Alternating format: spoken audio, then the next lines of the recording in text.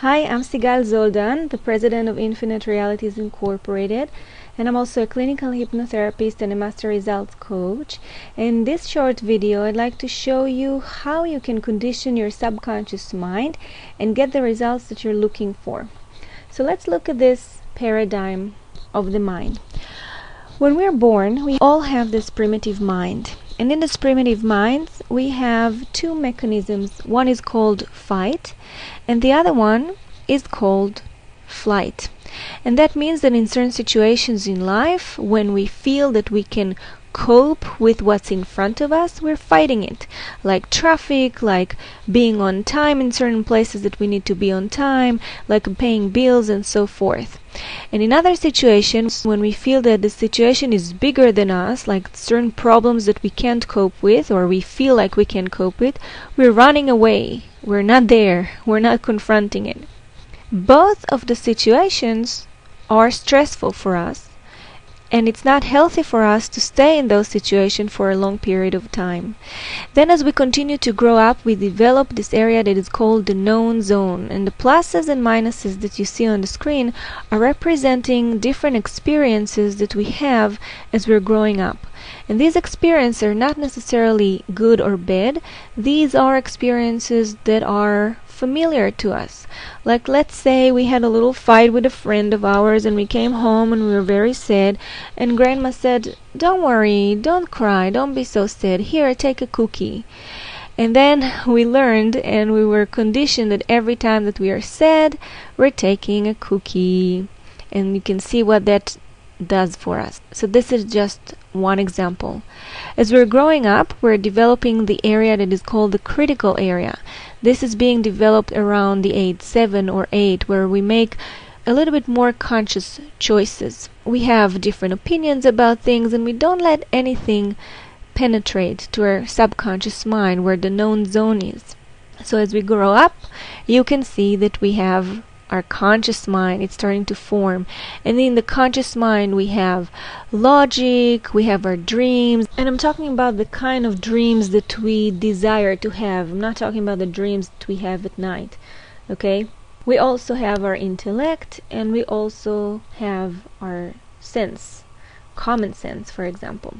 So you can see that the three bottom parts of this paradigm is the subconscious mind, and those represent 90% of the mind. The top part, where it says conscious mind, that represents 10% of the mind. So what that means is when you wake up in the morning and you want to make a certain change, the conscious mind wants to make that change. But who wins?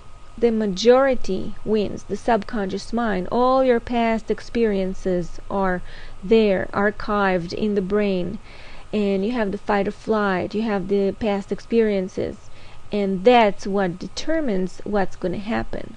So when you want to lose weight, for example, and you're deciding that tomorrow you're going to start a diet, so you decided it in your conscious mind, but in your subconscious mind you have all the past experiences that you tried and it didn't work, and maybe you tried and it worked for a while and then you got back to the old stuff, and you have all these past conditionings.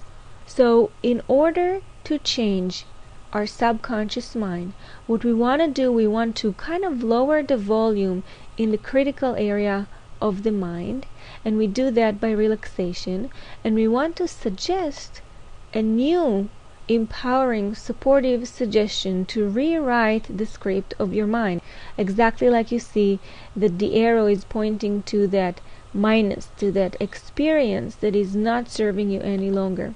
And there are a couple of ways to do it. If you work with somebody like a hypnotherapist or somebody that does mind work, including subconscious mind work, they will help you with relaxation, lower this critical area of the mind, so you wouldn't be so critical, so you wouldn't judge what's coming in and what's not coming in. And of course you want to do it with a person that you trust and a person that you have synergy with, that you can gladly listen to their suggestions that they're suggesting you. If you do it by yourself, there are ways to condition yourself and to penetrate to the subconscious mind by yourself, and I'd like to show you in a moment how to do that. The conscious mind is logical, the subconscious mind is emotional, And what that means is that when you're making decisions that are logical decisions on a subconscious level, on an emotional level, it's hard to change them because we learn on an emotional level. That's why when we want to make changes, we need to make the changes on an emotional level as well. So I want to tell you what the best time to condition your mind by yourself is. And that time is right before you go to sleep at night. Before we go to sleep at night, we all go to a natural hypnotic state. That means that our subconscious mind is open and you can give yourself the suggestions that will rewrite the script of your mind. So it's more than just positive thinking. It's reconditioning. It's conditioning your mind on a subconscious level to do the things that you want on the conscious level. And what you want to do, you want to create a strong bond between your conscious and subconscious mind, so every time when you want to accomplish something, it becomes easier and smoother for you to accomplish it. I want you to go right now to the link that is showed on the video, and I want you to get the step-by-step instructions of how to condition your mind by yourself so you can stop struggling trying to achieve the results that you want to achieve. So have a great day, and I'll talk to you soon. Bye bye.